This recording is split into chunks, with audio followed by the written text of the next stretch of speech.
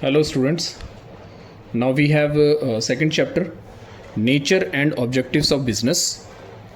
So first topic in this chapter is meaning of business. So in meaning of business there is a particular words that you have to write in answer. I am just explaining what you have to write in this. So first you should know that what is business. So business is what? Business is economic activity. In the previous chapter I told you there are the three types of economic activities are there throughout the world. One is business, second is profession and third is employment.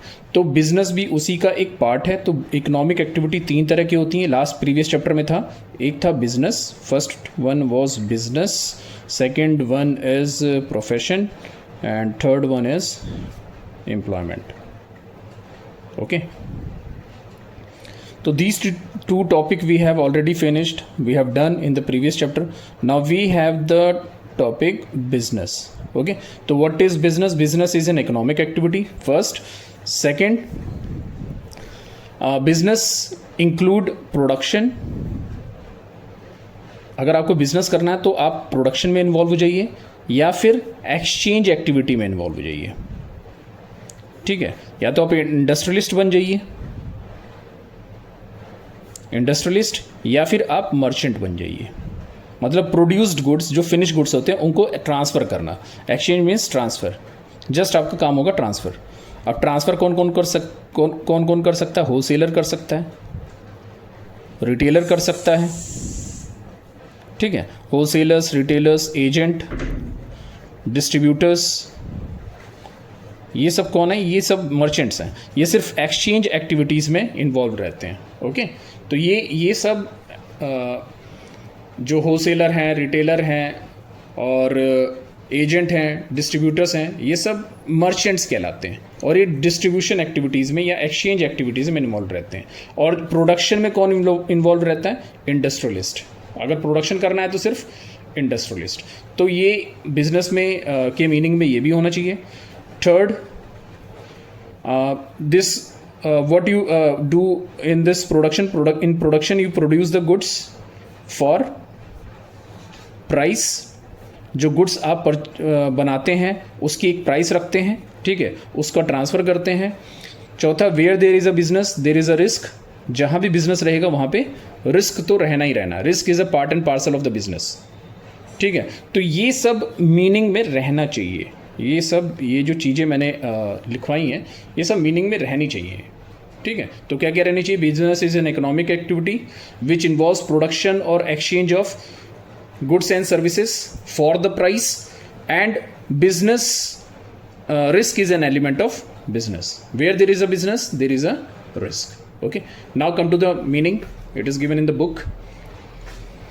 So business, maybe you can mark or you can take the screenshot also if the book is not there. So business may be defined as an economic activity. It is an economic activity which involves regular transfer or exchange of goods and services. Regular होना चाहिए, एक दिन नहीं होना चाहिए, regular होना चाहिए. भी कीवर्ड है इसका. रेगुलर ट्रांसफर ऑफ और exchange of goods and services for a price. और हर गुड्स की, हर सर्विसेज की एक प्राइस होती है. और ये क्यों करते हैं हम? For earning profit, because it is an economic activity. तो business is done to earn profit. Okay, या फिर एक्वायरिंग वेल्थ. और ये कैसे कमाते हैं हम? ट्रांसफ़र करते हैं गुड्स सर्विसेज को, अर्निंग प्रॉफिट करते हैं. तो प्रॉफिट अर्न करने के लिए कस्टमर का सेटिस्फैक्शन होना बहुत ज़रूरी है. ठीक है, कस्टमर का सेटिस्फैक्शन, ह्यूमन वांट्स का सेटिस्फैक्शन बहुत ज़रूरी है. अगर वो सेटिस्फाइड है तो वो कंटिन्यूसली आपके पास आएगा, आपसे गुड्स वगैरह सर्विसेज वगैरह आपसे लेगा. ठीक है, अगर वो सेटिस्फाइड नहीं होगा तो आप एक ही बार सामान बेच पाएंगे, बार बार नहीं बेच पाएंगे. तो satisfaction is must. Okay, and with an element of risk. Where there is a business there is a risk, there is an uncertainty. Risk means क्या होता है? अनसर्टेनिटी. ओके, तो this is the meaning. Okay, now come to the topic characteristics of business. Business की characteristics क्या हैं?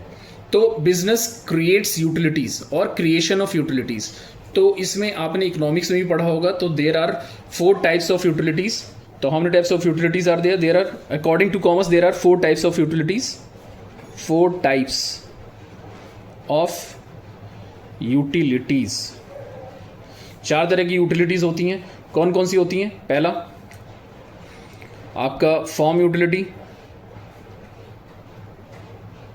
Form utility क्या होता है? Form utility means when the raw material is converted from raw material is converted into finish goods. Raw material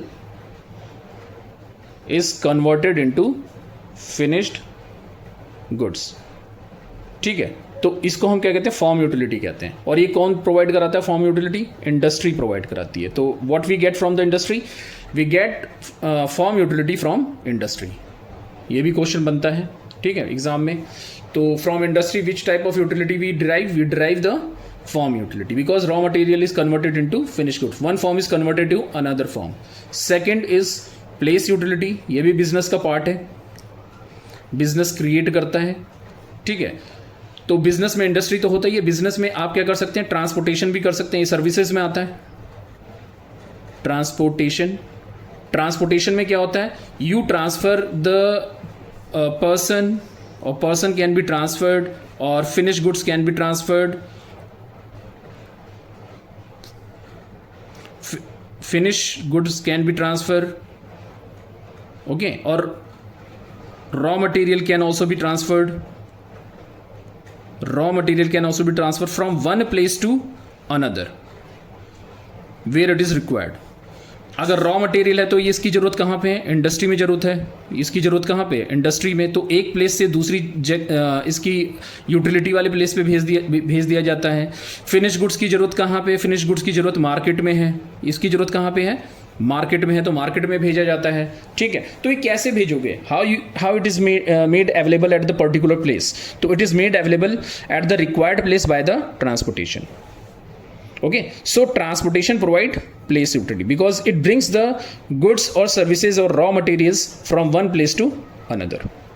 Third type of utility is your possession utility. Possession utility में क्या है कि आपके पास right बन जाती है कि वो गुड्स आपका हो जाता है. मतलब आप किसी गुड्स को रखना चाहते हैं आप, तो एक हमको क्या करना पड़ता है? हमको ट्रेडिंग करनी पड़ती है, ट्रेड करना पड़ता है. ट्रेड मीन्स बाय करना पड़ता है. ट्रेड का मतलब बाइंग एंड सेलिंग बहुत होता है.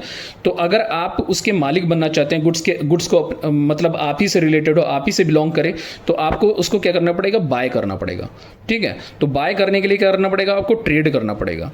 ठीक है, बाय करने के लिए ट्रेड करना पड़ेगा. और बाय क्यों करते हैं? ताकि वो गुड्स आपका बन के रहे हमेशा, ओनरशिप आपको मिल जाए. पोजीशन मीन्स टू हैव, और to become a owner. Okay, तो you become a owner when you purchase the goods. तो which activities provide the position utility? Trade provide the position utility. Okay, now the last one is, fourth type of utility is time utility. Time utility means whenever there is a need, goods may be available to you. जब भी जरूरत पड़ जाए goods की तो वो आपको मिल जाए.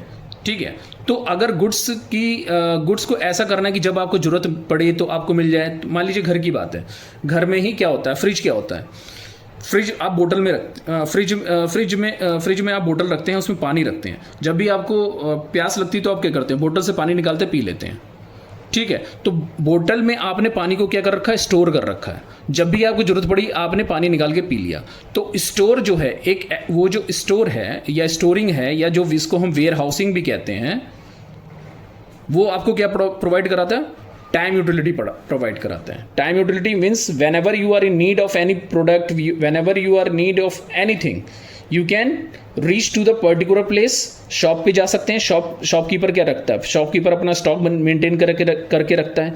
मेरे मतलब कि वो एक तरह का वेयर हाउस का काम कर रहा है. जब भी आपको कोई ज़रूरत पड़ती है, आपके बगल में परचून की दुकान होगी, वहाँ जाएंगे तो आपको जो भी ज़रूरत पड़ती है आप वहाँ से खरीद लेते हैं. तो you don't have to keep this thing with you, only just you reach to the shop और वहाँ से आप सामान खरीद लेते हैं. तो जो शॉपकीपर है वो कौन सी एक्टिविटी प्रोवाइड करा रहा है? वो वेयर हाउसिंग की एक्टिविटी प्रोवाइड करा रहा है. और इससे आपका फ़ायदा क्या हो रहा है? Whenever you are in need means whenever means time. जिस समय आपको जरूरत है तो आप उसके पास पहुंचते हैं और उससे सामान खरीद लेते हैं. तो warehousing provides the time utility. Okay, तो 4 types of utilities are there. Now come to the topic, creation of utilities. Business makes goods more useful. जो बिजनेस होता है गुड्स को मोर यूजफुल बनाता है टू सेटिस्फाई ह्यूमन वांट्स, ठीक है। It adds time, place, form and position utility. तो business से हमको क्या मिलता है? टाइम यूटिलिटी वेयर हाउसिंग से, प्लेस यूटिलिटी ट्रांसपोर्टेशन से, फॉर्म यूटिलिटी इंडस्ट्री से और पोजीशन यूटिलिटी ट्रेड से, to various types of goods, ठीक है। इन द वर्ड, इसको छोड़ देते हैं, इन द वर्ड इसको छोड़ देते हैं, ओके बस इतना काफ़ी है। इसमें अपने उससे लिख लीजिएगा, it adds time utility from warehousing activities, it add place utility by transportation, it add form utility with the help of industry, and it provides position utility with the help of trade। ये थोड़ा सा बढ़ा के लिख सकते हैं तो थोड़ा सा पॉइंट ये बड़ा हो जाएगा, ठीक है। इसको एक्सप्लेन बस करना है, मेरा जो मैंने नोट्स अभी बनाया है उसको देख लीजिएगा, उसी हिसाब से कर लीजिएगा। Next is dealing in goods and services. किसी पूरे वर्ल्ड में आप अगर बिजनेस करना चाहते हैं तो दो ही चीज़ें हो सकती हैं, या तो टेंजिबल आइटम लीजिए या इनटेंजिबल। टेंजिबल मतलब गुड्स और इनटेंजिबल मतलब सर्विसेज। या तो आप गुड्स बेचिए या फिर अपनी सर्विसेज उठा के बेचिए। जैसे मैं क्या कर रहा हूँ, मैं इनटेंजिबल आइटम बेच रहा हूँ, इनटेंजिबल थिंग्स बेच रहा हूँ, मतलब अपनी सर्विसेज बेच रहा हूँ, ठीक है। वो इनटेंजिबल है, जो मैं पढ़ा रहा हूँ, जो मैं आपको नॉलेज दे रहा हूँ वो इनटेंजिबल है। You just can keep in your mind, but mind से दोबारा निकाल के नहीं कर सकते। इस यूट्यूब से तो नहीं दोबारा निकाल के कर सकते हो, तो यूट्यूब पे जो रिकॉर्डिंग हुआ वो तो टेंजिबल हो गया, वो तो गुड्स हो गया, ठीक है। लेकिन जो नॉलेज जाएगा वो आपके दिमाग में जाएगा, वो तुम आपका इनटेंजिबल होगा, ठीक है। तो wherever you are doing the business you have to deal in goods and services. पूरी दुनिया में या तो गुड्स या तो सर्विसेज बेचना पड़ता है। तो एवरी बिजनेस एंटरप्राइजेस प्रोड्यूसेस और बायज गुड्स एंड सर्विसेज। या तो प्रोड्यूस करो या फिर बनी बनाई गुड्स को या सर्विसेज को सेल करो टू अदर, ठीक है। तो गुड्स में बी कंज्यूमर गुड्स। अब गुड्स कितने तरह के होते हैं? गुड्स दो तरह के होते हैं, कंज्यूमर गुड्स होता है, एक प्रोड्यूसर गुड्स होता है। दो तरह के गुड्स होते हैं। कंज्यूमर गुड्स क्या होता है? बस ये सिंपल सा ये एक पॉइंट है कि इसमें क्लासिफिकेशन करना है गुड्स का। गुड्स दो तरह के होते हैं, कंज्यूमर गुड्स, एक प्रोड्यूसर गुड्स। तो कंज्यूमर गुड्स क्या होता है? Very simple, which is meant for direct use by the ultimate consumer. जिसको डायरेक्टली कौन यूज करता है? कंज्यूमर यूज करते हैं। जैसे ब्रेड, बटर, शूज, टी, ये सब क्या है? आपके कंज्यूमर गुड्स हैं, ठीक है। और प्रोड्यूसर गुड्स क्या है? Producer goods are use for the production of consumer और कैपिटल गुड्स, ठीक है। कैपिटल गुड्स बनाते हैं। कैपिटल गुड्स क्या होता है? मशीन्स, ठीक है। ये मशीन्स हो गए, प्लांट्स हो गए, ये सारी क्या चीजें? कैपिटल गुड्स हैं, etcetera, okay. Up to here sufficient point. Third feature of business, continuity in dealing in goods and services become business. अगर आप डील कर रहे हैं गुड्स एंड सर्विसेज में, ये तो हमने पहली एक दूसरा पॉइंट था ये आपका, डीलिंग गुड्स एंड सर्विसेज।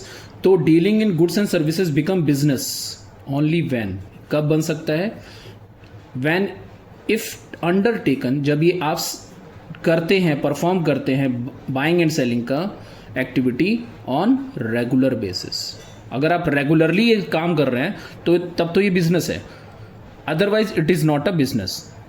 अगर एक ही दिन बिजनेस खोल के बैठ गए और सामान बेच दिया, फिर उसके बाद से दुकान आपने 6-7 महीने के लिए बंद कर दी, तो it is not a business. Business must be done on a regular basis, okay. So up to here and one quotation is given of Ploughman Peterson, you just mark from here. A single isolated, एक single isolated, अलग थलग, मतलब जीवन में सिर्फ एक ही बार कोई सामान बेचना, ट्रांजैक्शन करना, ठीक है। A single isolated transaction of purchase and sales will not constitute business. इसका मतलब बिजनेस नहीं होगा, ठीक है। It is not an element of business. The element of the business is continuity in dealing, not single isolated transaction is assumed as a business, okay. Fourth, sale, transfer और exchange. तो production business में क्या होता है? या तो production और exchange, ठीक है। प्रोडक्शन या फिर एक्सचेंज। तो प्रोडक्शन करेंगे तो इंडस्ट्रियलिस्ट कहलाएंगे, एक्सचेंज करेंगे तो आप मर्चेंट कहलाएंगे। तो यहाँ पे प्रोडक्शन तो नहीं दिया है, लेकिन all business activities involve transfer और अगर आप प्रोडक्शन करते हैं तो भी ट्रांसफर ही करते हैं, ठीक है। All business activities involve transfer और exchange of goods and services, ठीक है। गुड्स और सर्विसेज आप ट्रांसफर कर देते हैं फॉर सम कंसिडरेशन, और सम कंसिडरेशन होता क्या है? कंसिडरेशन, कंसिडरेशन मतलब किसके बदले में? प्राइस के बदले में। Consideration means here means price, for some price, इसके पहले मीनिंग में भी था। अच्छा, यहाँ पे दिया भी हुआ the consideration called price, okay, is usually express in terms of money, और वो जो प्राइस होता है वो किस टर्म में एक्सप्रेस करते हैं? मनी के टर्म में एक्सप्रेस किया जाता है, ओके। तो this was fourth point. Now fifth point, profit motive, this was in the meaning. The primary aim of every business is to earn profit and create wealth. Profit are essential for the survival. जब तक business में profit रहेगा तब तक business survive रहेगी, अगर profit नहीं है तो बिजनेस भी सर्वाइव नहीं रहेगी, ओके। और सर्वाइवल के साथ साथ आप क्या कर सकते हैं? ग्रो कर सकते हैं। अगर अच्छा प्रॉफिट कमाते हैं तो बिजनेस ग्रो भी कर सकते हैं, okay. So profit must be earn, profit को अर्न करना ही चाहिए through legal and fair means. ये तो पहले से पता होगा कि लीगल मतलब हम उल्टी सीधी बिजनेस नहीं कर सकते हैं जो लॉ के अगेंस्ट हो। हमको वही इकोनॉमिक एक्टिविटी में वो सारी एक्टिविटीज़ आती हैं जो लॉफुल हो। मैंने जब पहला चैप्टर पढ़ाया था तो उसमें लॉफुल एक्टिविटी मैंने बताई थी, economic activities must be lawful. तो ये बिजनेस कैसा होना चाहिए? लॉफुल होना चाहिए और लीगल होना चाहिए। Next, where there is a business there is a risk, तो एलिमेंट ऑफ रिस्क। तो प्रॉफिट इज द रिवॉर्ड, जो आप प्रॉफिट ले रहे हैं वो एक तरह से रिवॉर्ड है। किस चीज के लिए रिवॉर्ड है? फॉर एज्यूमिंग रिस्क, क्योंकि आपने रिस्क आपने लिया है तो आपको एज अ रिवॉर्ड प्रॉफिट मिला। तो रिस्क का मतलब क्या होता है? Risk means uncertainty. Risk means what? Uncertainty of profit, profit होगा नहीं होगा ये अनसर्टेन है। और द पॉसिबिलिटी ऑफ लॉस, ये भी हो सकता है, लॉस भी हो सकता है। तो प्रॉफिट क्या है? As a reward because you have taken the risk of loss and risk of uncertainty, okay. Risk is a part and parcel of the business. Where there is a risk there is a business. Risk is a part and parcel of the business. Business enterprises function in uncertain and uncontrollable environment. एक class 12th में एक chapter business environment, ठीक है। Business environment means all those elements which surrounds the business, और the business is surrounded by so many elements. तो these elements constitute environment. ये मिलके क्या बनाते हैं? environment बनाते हैं। और जो environment होती है uncertain होती है, uncontrollable होती है, ठीक है। आप कंट्रोल नहीं कर सकते हैं, और ये डायनामिक होती है, keeps on changing, ये बदलती रहती है, ठीक है। तो where there is a business there is a risk, because risk means uncertainty. और बिजनेस किस में करना पड़ता है? हमको अनसर्टेनिटी के माहौल में करना पड़ता है, सिचुएशन में करना पड़ता है। कभी प्रॉफिट होगा कभी लॉस होगा। नेक्स्ट है इकोनॉमिक एक्टिविटी, ये तो फीचर ही है आपका। इकोनॉमिक एक्टिविटी का फीचर, बिजनेस का फीचर इकोनॉमिक एक्टिविटी मीनिंग में था। Business is primarily N economic activity as it involves production and distribution of goods and services for earning money, ठीक है। बट ये साथ ही साथ क्या, business is a social institute. Social institute क्यों है? क्योंकि यहाँ पे जो आप गुड्स बना रहे हैं किसके लिए बना रहे हैं? ह्यूमन बींग्स के लिए बना रहे हैं। आप ह्यूमन बींग्स को सेटिस्फैक्शन दे रहे हैं, ह्यूमन को सेटिस्फैक्शन दे रहे हैं, उनकी जरूरत की चीजें अवेलेबल करा रहे हैं, तो आप सोशल एक्टिविटी भी कर रहे हैं, ठीक है। तो business is also a institution because it has to improve the living standard of people through effective utilization of scarce resources of the society.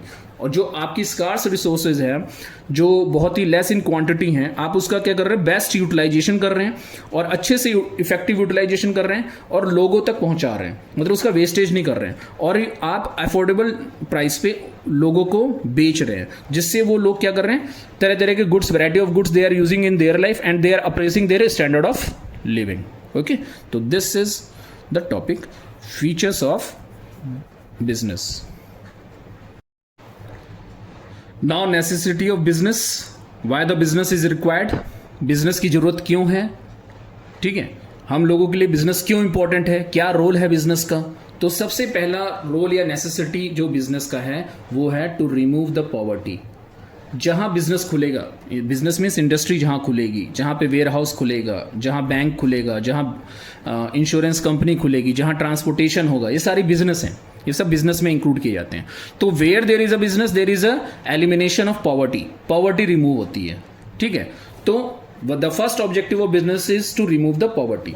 तो the economic development of a country, किसी भी कंट्री का economic development किस पे depend करता है? Depend upon the growth of the business. जिस country में बिजनेस ज़्यादा होगा वहाँ ग्रोथ ज़्यादा होगी, ठीक है। अब इंडिया की जो ग्रोथ रेट है वो हाई है, क्योंकि आए दिन कुछ ना कुछ बिजनेस खुलता ही रहता है, ठीक है। यहाँ पे इकोनॉमिक एक्टिविटी चलती रहती है, 4 लेन्स बनते ही रहते हैं, ठीक है, रेलवे ट्रैक बनते ही रहते हैं, ठीक। तो यहाँ पे जो ग्रोथ है बहुत फास्ट है। फिर industry, trade and other business activities generate wealth. चाहे आप इंडस्ट्री खोल लीजिए, चाहे बाइंग एंड एक्टिविटीज में, बाइंग एंड सेलिंग एक्टिविटीज में रहिए, या किसी भी तरह का बिजनेस खोलेंगे आप, तो जनरेट क्या होगा? वेल्थ होगा। And add to national income, और इससे नेशनल इनकम बढ़ेगी, ठीक है। पॉवर्टी भी खत्म होगी और नेशनल इनकम भी बढ़ेगी, ठीक। तो up to here it is sufficient answer. Okay, now next is to generate employment. जहाँ बिजनेस खुलेगा वहाँ पे एम्प्लॉयमेंट मिलनी है, ठीक है। पॉवर्टी रिमूव होगी। पॉवर्टी रिमूव कैसे होगी? जब आपको एम्प्लॉयमेंट मिलेगा तभी ना पॉवर्टी रिमूव होगी। तो इनडायरेक्टली यहाँ पे बोला है कि यहाँ पे जब पॉवर्टी रिमूव होती है, क्योंकि आपको क्या मिलता है? एम्प्लॉयमेंट मिलता है। तो the number of persons who seeks jobs, जो जॉब ढूंढते हैं, इज रैपिडली इंक्रीजिंग। उनकी जो नंबर है उनका बढ़ता चला जा रहा है, क्योंकि पॉपुलेशन इंक्रीज कर रहा है। पॉपुलेशन इंक्रीज कर रहा है तो जॉब सीकर्स बढ़ते चले जा रहे हैं। तो in India, country like India, agricultural is already overburden. Agriculture पहले से ओवरबर्डन हो चुकी है, जिसमें डिस्गाइज अनएम्प्लॉयमेंट होता है, ठीक है। छुपे हुए बेरोजगार होते हैं। And unemployment has become a serious problem. ये इंडिया में सीरियस प्रॉब्लम है। तो इसको अगर रिमूव करना है, इसके लिए रेमेडी क्या है? तो we have the remedy of business. Business offers employment to million of people, ठीक है। इंडिया के बारे में बता देंगे कि हमारा जो बेसिक जो इकोनॉमिक एक्टिविटी जो पहले था वो एग्रीकल्चर था, और जो ऑलरेडी ओवरबर्डन है उसमें कई तरह के अनएम्प्लॉयमेंट है, ठीक है। इकोनॉमिक्स में पढ़ चुके हैं, disguise unemployment and under employment has become unemployment has become a serious problem. Okay, तो business offer employment to the million of people. तो जहां बिजनेस खुलेगा वहां पे एम्प्लॉयमेंट जनरेट होगा। तीसरी चीज कि business provides the various kinds of goods that can be used by consumers in their daily life, and due to that they can appraise the standard of living, ठीक है। तो business haves to increase the purchasing power. जब आप business कहीं खुलता है तो वो परचेजिंग पावर को इंक्रीज करता है। कैसे करता है? क्योंकि आपको एम्प्लॉयमेंट मिलता है। आपको क्या मिलता है? एम्प्लॉयमेंट। जब आपको एम्प्लॉयमेंट मिलेगा तो आपके पास पैसा आएगा, जेब में पैसा आएगा, ठीक है। और जब जेब में पैसा आएगा तो आप तरह तरह के वाइड रेंज ऑफ गुड्स, ठीक है, वो खरीदेंगे, ठीक है।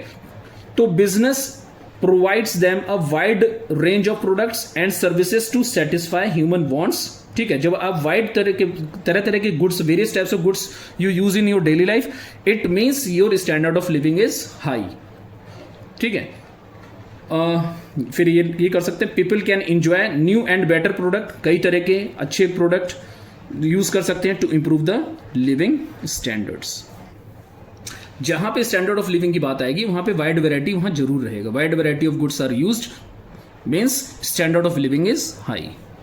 Now to earn foreign exchange.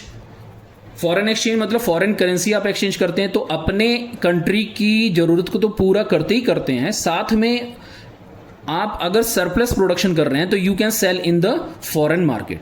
और जब आप फॉरेन मार्केट में गुड्स बेचेंगे तो आपका एक्सपोर्ट बढ़ेगा। एक्सपोर्ट बढ़ेगा तो आपका फॉरेन करेंसी जो रिजर्व होगा वो भी बढ़ेगा। इंपोर्ट जो होता है वो फेवरेबल नहीं होता है, ठीक है। तो इंपोर्ट से क्या होता है, आपकी फॉरेन करेंसी कम होती है, एक्सपोर्ट से फॉरेन करेंसी बढ़ती है। और फॉरेन करेंसी के रिजर्व जिस कंट्री के पास ज़्यादा होता है वो उतना ही डेवलप्ड माना जाता है, ठीक है।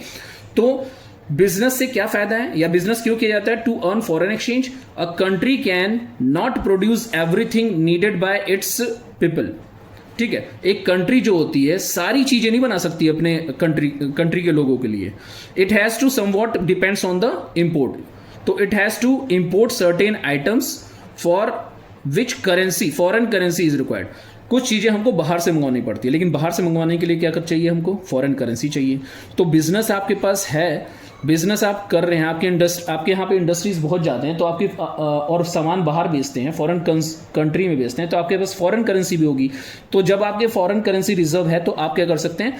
इंपोर्ट भी कर सकते हैं, वो करेंसी यूज कर सकते हैं for importing the goods which is not available और which is not possible to produce in India, ठीक है, तो यू कैन इम्पोर्ट इट. तो it has to import certain items for which foreign currency is required. Business has to earn foreign exchange through exports. It has to reduce pressure on country's balance of payment. Up to here balance of payment मैं बताऊंगा, economics में class 12th में भी ये topic है, एक chapter है balance of payment. तो बैलेंस ऑफ पेमेंट एक छोटा सा टॉपिक बता देता हूँ. बैलेंस ऑफ पेमेंट का मतलब क्या होता है, जैसे कि जब एक्सपोर्ट आपका ज़्यादा हो इंपोर्ट से तो आपका बैलेंस फेवरेबल है. मतलब एक्सपोर्ट जब आप कर रहे हैं, यानी कि आपको जब एक्सपोर्ट करते हैं तो आपको फॉरेन करेंसी मिलती है, ठीक है, और इंपोर्ट जब आप करते हैं तो आपको फॉरेन करेंसी देनी पड़ती है. ठीक, जब आपके एक्सपोर्ट जाते हैं यानी कि फॉरेन करेंसी आपके पास आ रही है, और इंपोर्ट यानी कि जब आप फॉरेन करेंसी कम पे कर रहे हैं तो आपका फेवरेबल बैलेंस है. यहाँ पे एक्सपोर्ट ज़्यादा हो इंपोर्ट कम हो तो आपका फेवरेबल बैलेंस है, यानी कि आपके पास पैसा फॉरेन करेंसी का बच रहा है. और ये if your import is greater than export means you are paying more currency, foreign exchange you are paying in more quantity, and you are getting foreign currency in less quantity, so your balance of payment is negative और unfavorable भी कहते हैं इसको.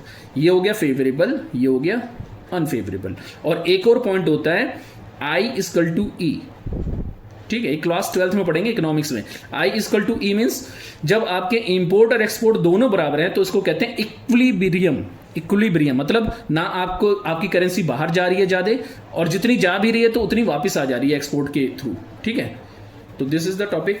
Now last, to promote social welfare. अभी हमने इसके features में पढ़ा था. बिजनेस क्या है, एक सोशल इंस्टीट्यूट है. सोशल इंस्टीट्यूट क्यों है, क्योंकि ये गुड्स प्रोवाइड कराती है. अगर हमको इंडस्ट्री बंद हो जाए तो हमको हमारी ज़रूरत की चीज़ें नहीं मिलेंगी. तो एक तरह से हमको सर्वाइव करने के लिए गुड्स का रहना हमारे लिए बहुत ज़रूरी है. तो और वो गुड्स कौन प्रोवाइड करा रहा है, इंडस्ट्री प्रोवाइड करा रही है. ठीक है, होलसेलर्स प्रोवाइड करा रहे हैं, रिटेलर्स प्रोवाइड करा रहे हैं. आपको दूर जाने की जरूरत नहीं, वो आपके बगल में खुले हुए दुकानें, आप वहाँ से जाके ले रहे हैं. तो जहाँ पे बिजनेस खुलता है वहाँ पे सोशल इंस्टीट्यूट अपने आप ही काम करने लगता है. ठीक है, तो business can enrich human life. हमारी जो ह्यूमन लाइफ है, हमारी जो लाइफ है, उसको क्या करती है, उसको बढ़िया ढंग से अप्रेस करती है, अच्छा बनाती है. And establish a better society. ठीक है, और हम जो है अपनी सोसाइटी को बेटर बना सकते हैं by using different kinds of goods. Okay, different types of technology. In course of business activities people belonging to different religion. Business जब एक्टिविटीज करते हैं, कहीं आप काम करते हैं, किसी इंडस्ट्री में काम करते हैं, तो आप किसके साथ काम करते हैं, बहुत सारे लोगों के साथ काम करते हैं जिनका रिलीजन अलग होता है, कास्ट अलग होता है, क्रीड अलग होता है, कलर अलग होता है, रीजन्स अलग होते हैं. दे कम टू वन अनदर, एक दूसरे के पास आते हैं. ठीक, तो एक दूसरे से क्या करते हैं, वो इंटरेक्शन करते हैं, इनफॉर्मल ऑर्गेनाइजेशन बनाते हैं. ठीक है, तो business dealing between Nations provide socially useful, culturally desirable and politically significant movement among people. तो बिजनेस डीलिंग बिटवीन नेशन, जब आप बिजनेस करते हैं थ्रू आउट द नेशन, तो आपको तरह तरह के लोग मिलते हैं, तरह तरह के लोगों को आप गुड्स बेचते हैं, आप उनसे इंटरेक्ट होते हैं. तो आपका एक इंटीग्रेशन होता है. कौन कौन सा इंटीग्रेशन होता है, सोशल इंटीग्रेशन होता है, कल्चरल इंटीग्रेशन होता है, और पॉलिटिकल इंटीग्रेशन होता है. ठीक है, तो this is the necessity of business. The topic is objectives of business. तो बिजनेस के ऑब्जेक्टिव्स को 4 कैटेगरी में डिवाइड किया गया है. तो first category is economic objective, second is social, third is human, and fourth is national. Okay, तो what are the objectives of business. तो there are several objectives of business are there, and all the objectives can be categorized into 4 categories. First is your economic objective, पैसे से related objectives होते हैं.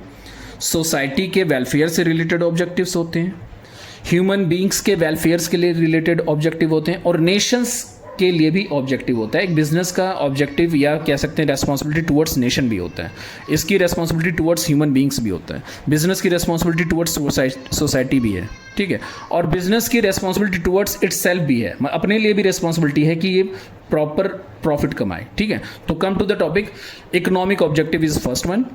तो economic objective of business is first is earning profit. Business का सबसे पहला objective है profit कमाए। भाई प्रॉफिट नहीं कमाएगी तो ये जिंदा नहीं रहेगी, ठीक है। और जब बिजनेस नहीं जिंदा रहेगी तो हम लोग को परेशानी होगी, हमको गुड्स अवेलेबल नहीं होगा, ठीक है। तो बिजनेस का प्रॉफिट कमाना बहुत जरूरी है, ठीक है। तो here a business enterprise is establish for earning some income. Business क्यों एस्टैब्लिश किया गया है, कोई भी बिजनेस क्यों करता है, ताकि वो कुछ इनकम कमाए।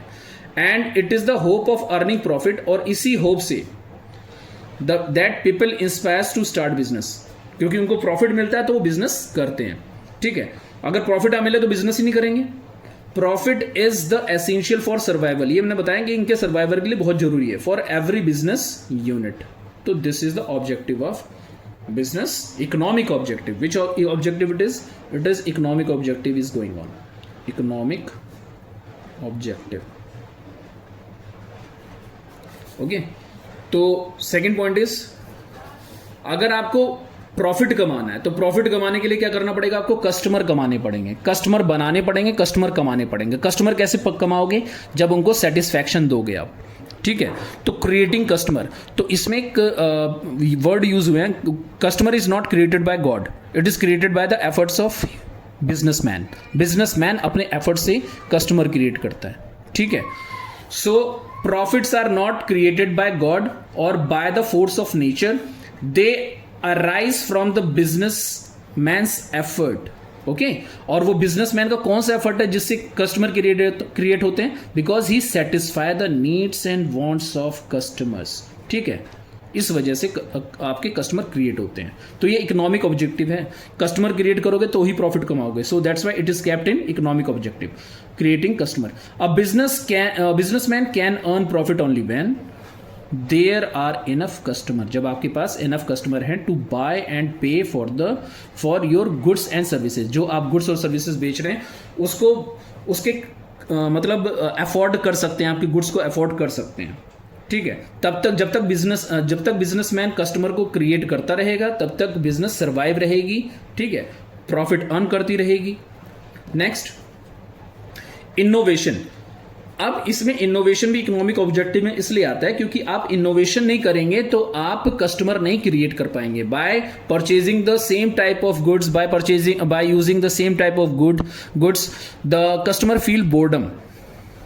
एक गुड्स को यूज करते करते वो बोर हो जाते हैं। जैसे कि हमारे पास सेलफोन, पहले हमारे पास की वाला सेलफोन था, की वाला, तो अब बटन्स वाले थे, अब क्या है हमारे पास स्क्रीन टच है। तो हमेशा कुछ ना कुछ नया होता रहता है। तो हम क्या, अगर हम हमेशा की वाला ही यूज़ करें, बटन वाला ही यूज़ करें तो कर रहे थे, तो फिर बहुत ही बोर्डम लग रहा था। और बोर्डम क्या लग रहा था, तब भी हमारे लिए बहुत अच्छा था। लेकिन जैसे जैसे इनोवेशन होता गया तो अब पुरानी चीज़ें हमको अच्छी नहीं लगती, हमको नई चीज़ें अच्छी लगती हैं, हम पुरानी चीज़ें नहीं परचेज करेंगे, क्योंकि अब उतने पैसे में ही या फिर उससे कम पैसे में ही हमको अच्छी चीज़ें मिल जा रही हैं। और ये कैसे पॉसिबल है, because of innovation, okay, because of research and development, इसकी वजह से। So business is an organ of dynamism and change. मैंने अभी इसके पहले वाले टॉपिक में बताया था, business has to run in uncertain, okay, and uncontrollable environment. Business को रन करना पड़ता है डायनेमिक एनवायरमेंट में, अनकंट्रोलेबल एनवायरमेंट में, जो चेंज होती रहती है, ठीक है।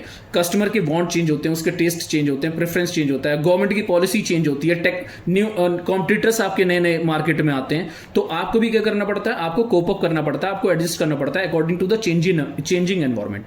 सो in these days of competition a business can be successful only when it creates new designs, better machines, improve techniques, new varieties, etc.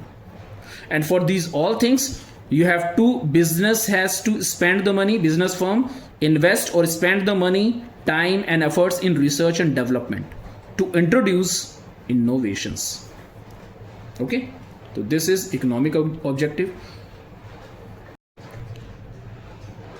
Now social objectives. Business के कुछ सोशल रेस्पॉन्सिबिलिटी भी हैं, उसको भी पूरा करना चाहिए, सोशल ऑब्जेक्टिव्स को अचीव करना चाहिए। वो क्या है, सबसे पहला आपके supplying desired goods at reasonable price. जो लोग सोसाइटी में रह रहे हैं, कंज्यूमर्स की बात कर रहे हैं, तो consumer must be provided with the qualityful goods at reasonable price, affordable price. तो ये भी क्या हो जाएगा, achievement towards the social goal को अचीव कर लेंगे। हर बिजनेस का एक सोशल गोल भी होता है।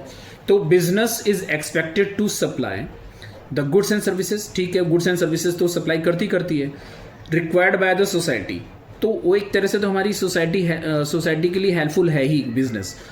Goods and services should be of good quality, लेकिन जो गुड्स हो ना वो गुड क्वालिटी के हो, and this should be supplied at reasonable price. Reasonable price means affordable price, जो कि कंज्यूमर इजिली अफोर्ड कर सके। तो this is the first social objective, okay, towards the society. Second, fair remuneration to the employees. Employees भी क्या है? They are the part of society. एम्प्लॉयज कहाँ से आते हैं? They comes from the society. तो बिजनेस अगर फेयर रेम्यूनरेशन दे रही है, फेयर वेजेस दे रही है, फेयर सैलरी दे रही है, टाइमली दे रही है, और वर्किंग कंडीशन जो है जहाँ वो लोग काम कर रहे हैं वो हाइजेनिक है, ठीक है, वर्किंग एनवायरनमेंट बहुत ही कंफर्टेबल है, ठीक है, तो इसका मतलब बिजनेस सोशल ऑब्जेक्टिव्स को पूरा कर रही है, ठीक है, ये भी सोशल ऑब्जेक्टिव्स है। तो employees must be given fair compensation means payment, compensation here means payment, remuneration भी कह सकते हैं इसको, for their work in addition to the wages and salary। जो सैलरी एंड वेजेस दे रही है वो तो ठीक है, उनको कुछ बोनस भी देना चाहिए, एक्स्ट्रा इंसेंटिव भी देना चाहिए। a reasonable part of the profit should be distributed among employees in, क्यों देना चाहिए? in recognition of their contribution, क्योंकि वो कंट्रीब्यूट कर रहे हैं। जो सरप्लस प्रॉफिट मिल रहा है फर्म को वो किसकी देन है? मालिक थोड़ी ना काम कर रहे हैं, ओनर्स थोड़ी ना काम कर रहे हैं, वो तो एम्प्लॉयज काम कर रहे हैं, तभी तो फर्म को बोनस मिल रहा है, इतना सरप्लस प्रॉफिट हो रहा है बिजनेस को। तो वो क्या करना चाहिए? एम्प्लॉयर को शेयर करना चाहिए विद द एम्प्लॉयज। तो it is a kind of social objectives, okay. और मैंने एक और चीज बताया था, it is the duty of employers to provide hygienic working and living condition for the workers। जहां वो काम कर रहे हैं तो अपना काम ना निकलवाए, सिर्फ अच्छा वर्किंग एनवायरनमेंट दे, हर चीज़ की सुविधा दे, अच्छा वॉशरूम, पीने का पानी, हर चीज़ की सुविधा देनी चाहिए, ठीक है। Next, employment generation. अगला सोसाइटी की towards the society there is one more objective, giving the job और एम्प्लॉयमेंट, गेनफुल एम्प्लॉयमेंट, ठीक है, जिससे पैसा उनको, फेयर रेम्यूनरेशन उनको मिले। तो employment generation is the next social objective. तो business should provide opportunities for gainful employment to the members of the society, ठीक है, गेनफुल एम्प्लॉयमेंट प्रोवाइड कराना चाहिए, क्योंकि country like India, it is not possible to provide the employment to each and every citizen. Government cannot provide the employment to each and every citizen. It is a serious problem. So the business should contribute towards the generation of employment. Employment generate करना चाहिए, ये भी एक towards society एक क्या होगा आपका contribution होगा। तो in country like India unemployment has become a serious problem, सब कोई जानते हैं, and the government is unable to offer jobs. Government को गवर्नमेंट सबको जॉब नहीं दे सकती है, to all. Therefore provision of adequate and full employment opportunities is a significant service to the society. अगर ऐसा कर पाती है बिजनेस कि यहाँ प्रोविजन मतलब दे पाए, क्रिएट कर पाए adequate and full employment opportunities, तो ये सर्विस टू सोसाइटी होगा, ठीक। अब उसके बाद fair returns to the investors, जैसे इंप्लॉयज को फेयर रिटर्न मिलना चाहिए in the form of wages and salary, वैसे ही इन्वेस्टर्स को भी क्या मिलना चाहिए? उनको जो उन्होंने इन्वेस्ट किया उसके बदले में जो भी चीज़ उनकी बनती है उसको फेयर तरीके से मिलनी चाहिए, ठीक है, फेयर होना चाहिए, जेन्युइन होना चाहिए, ठीक है। तो business is expected to pay fair return to the shareholders in the form of dividend. Shareholders को क्या मिलता है? डिविडेंड मिलता है।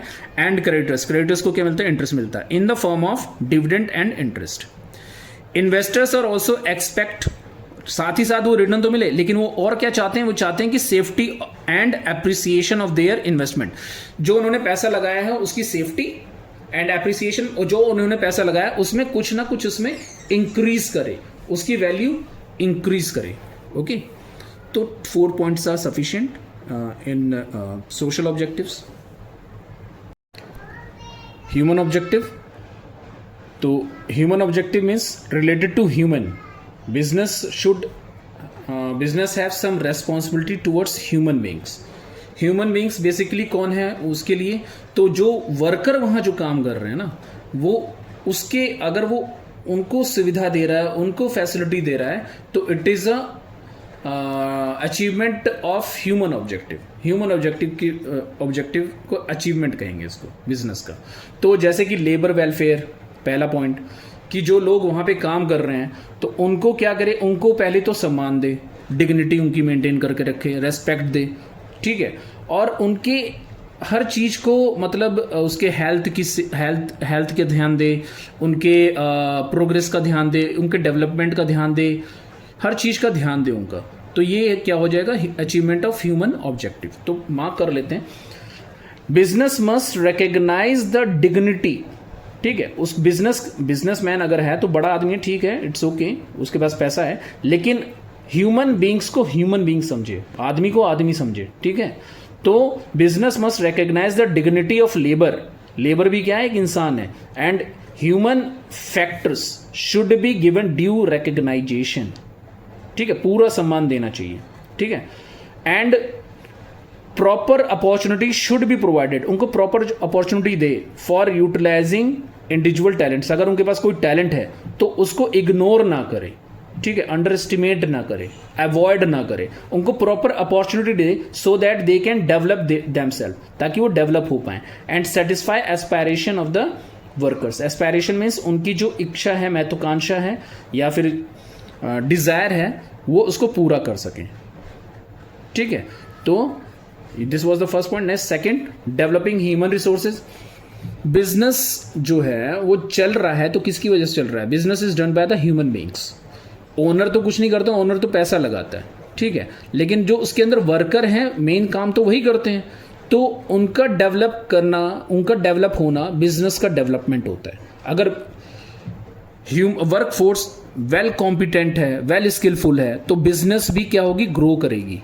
अगर डल है, वर्कर डल है, वीक है, कोई नॉलेज नहीं है, तो बिजनेस भी उसी तरह का रहेगा, ठीक है। तो workers represents the business organisation, okay. So here developing human resources, ये किसके बेनिफिट में है, बिजनेस के खुद के बेनिफिट में है, बिजनेस का खुद का फायदा होगा। तो employees must be provided the opportunities for developing new skills, attitudes, okay. Human resources are the most valuable assets, ये मोस्ट वैल्यूएबल एसेट्स है, क्योंकि अगर आपके पास सामान ना रहे या क्वालिटी, अगर आपके पास कम सामान है तो भी ह्यूमन, अगर वो स्किलफुल रहेगा वर्कर, तो भी आपको अच्छा गुड्स बना के देगा, समय पे गुड्स बना के देगा, क्योंकि इसके अंदर टैलेंट है, ठीक है। तो human resources are the most valuable resources of the business and their development will help the growth of the business, यानी कि उसके डेवलपमेंट में बिजनेस का डेवलपमेंट है, अगर उसको डेवलप करते हैं तो बिजनेस भी डेवलप होगी, ठीक। Next, participative management.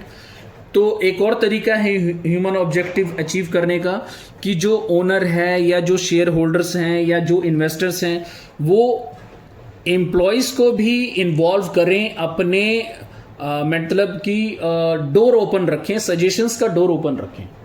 अगर कोई एम्प्लॉय सजेशन दे रहा है तो वो बिजनेस के फायदे के लिए दे रहा है, ठीक है, और जब वो इंफॉर्मेशन देता है तो उससे क्वालिटी जो होती है, डिसीजन की जो क्वालिटी होती है मैनेजमेंट की, वो बढ़ जाती है।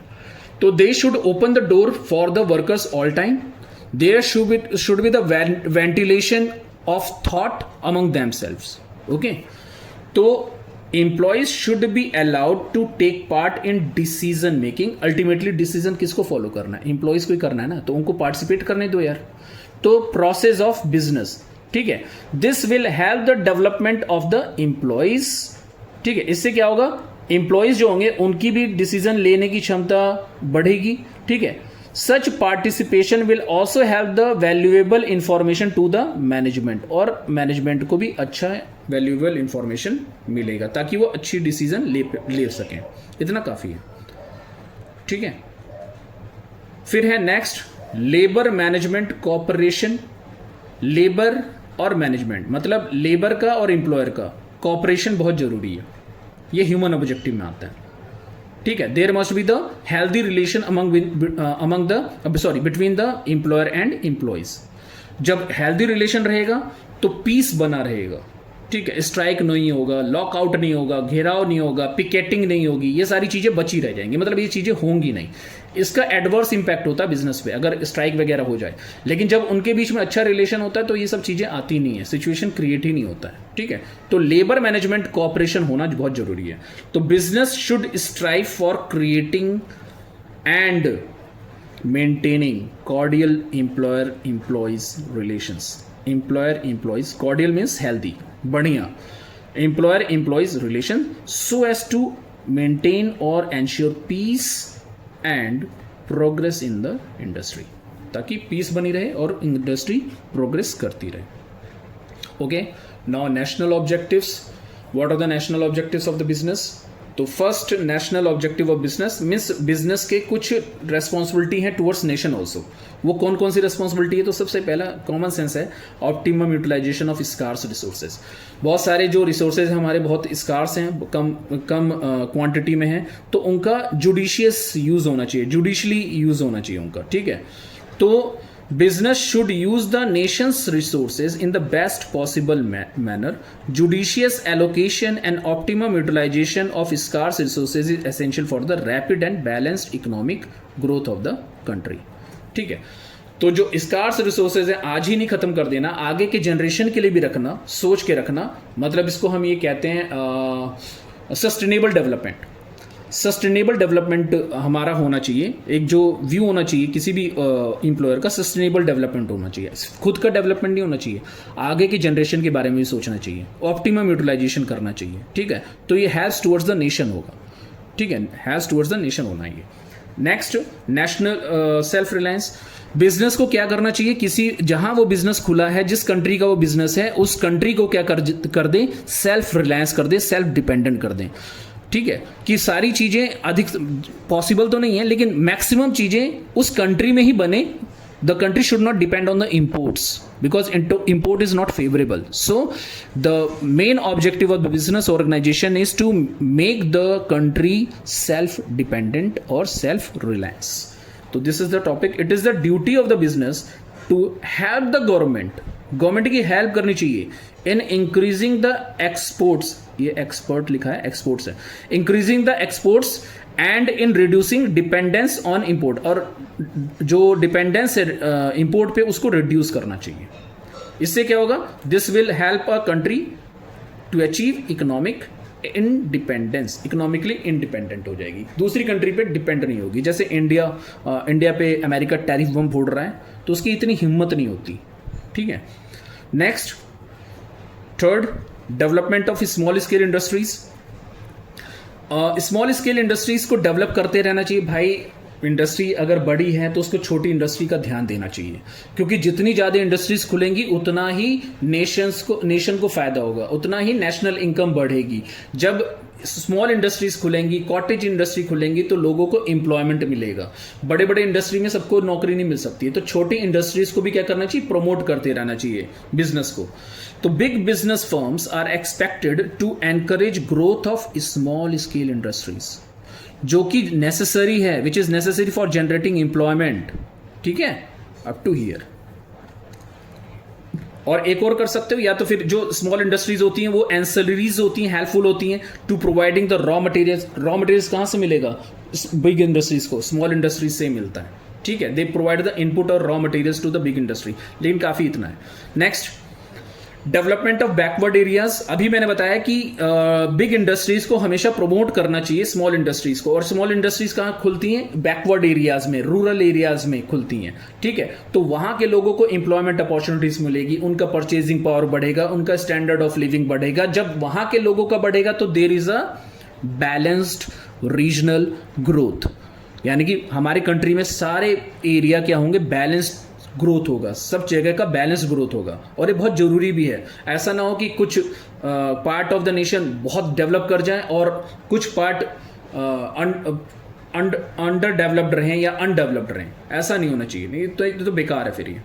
तो business is expected to give preference to industrialisation को पूरा जोर देना चाहिए। कहाँ पे, बैकवर्ड रीजन्स में। ठीक है, अधिकतर प्राइवेट बिजनेस ऑर्गेनाइजेशन को बैकवर्ड एरियाज का भी ध्यान देना चाहिए, वहाँ पे भी इंडस्ट्रीज डालनी चाहिए। बैलेंस रीजनल से क्या फायदा है? Balance regional development is necessary for peace and progress in the country.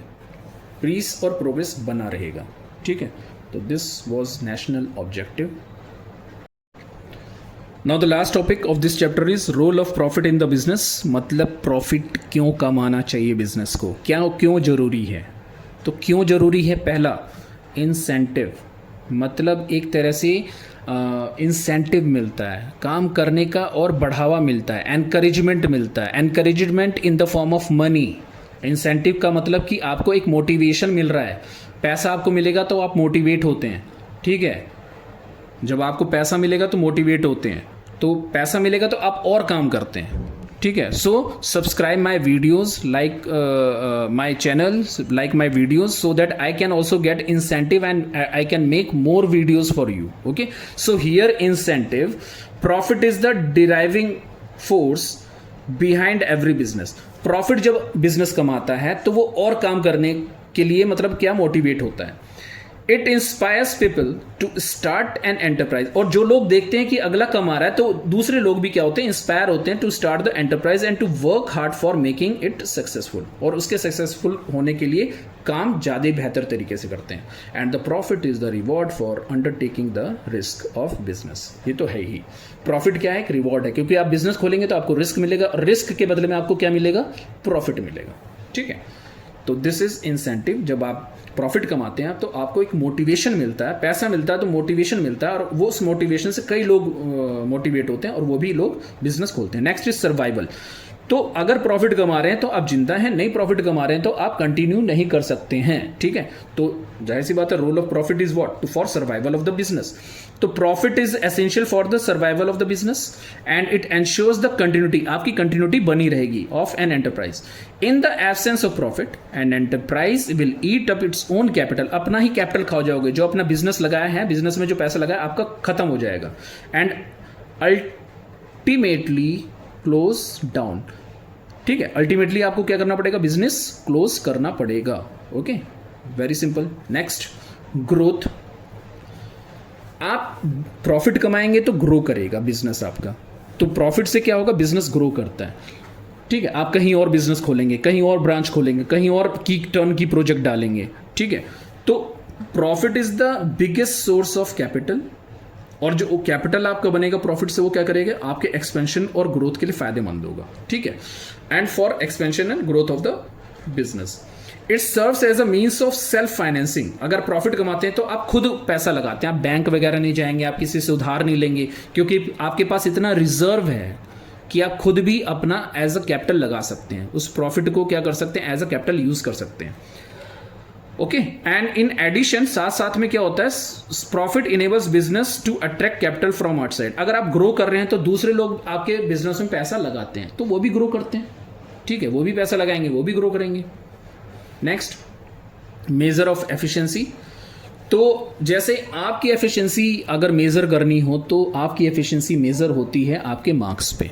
आप जितना अच्छा मार्क्स पाते हैं आपकी एफिशिएंसी उतनी अच्छी मानी जाती है, मतलब आप पढ़ने में ठीक हैं। तो वैसे ही बिजनेस में क्या होता है कि जितना आप प्रॉफिट कमाते हैं तो आपकी एफिशिएंसी जज होती है। प्रॉफिट जज योर एफिशिएंसी, ठीक है। तो here profit is considered to be the index. Index मतलब क्या कह सकते हैं? जज होता है, एक तरह का जज होता है, बैरोमीटर कह सकते हैं। It is a barometer of success. नापने की एक यंत्र होता है, tool for measuring, index for success in business. So it is an index of success in business. People judge the performance of an enterprise on the basis of profits earned by it. लोग आपके success को, आपके profit को देख के जज करते हैं, ठीक है। Next is Prestige and recognisation. बात जाहिर सी बात है भाई, आपके पास पैसा है तो आपके पास प्रेस्टीज है, आप बहुत ही मतलब सम्मान व्यक्ति हैं पूरे ब्रह्मांड में, ठीक है। तो अब loss making business enjoys no goodwill. जो लॉस में को इंकर कर रही है, लॉस सफर कर रही है, तो उनका कोई गुडविल नहीं होता है, कोई इसमें पैसा नहीं लगाना चाहता है, कोई उधार नहीं देना चाहता है। लेकिन प्रॉफिट्स प्रोवाइड इकोनॉमिक पावर। जब आप प्रॉफिट कमाते हैं तो आपको पावर मिल जाती है, and status to the businessman. Higher profit increase the bargaining strength, ठीक है, आप महान हो जाते हैं, आप किसी को भी दबा सकते हैं, बार्गेन कर सकते हैं। And credit worthiness of the business, और आपकी क्रेडिट वर्दीनेस बढ़ जाती है। क्रेडिट वर्दीनेस मतलब आपके लोन लेने की जो कैपेसिटी होती है, आपको लोन लोग देने को तैयार रहेंगे, क्योंकि आपका प्रॉफिट हमेशा स्टेबल है, आप प्रॉफिट कमाते हैं, तो वो एंश्योर हो जाते हैं कि आप उनका पैसा रिटर्न कर देंगे। तो chapter is over. Thank you for watching the video. All the best.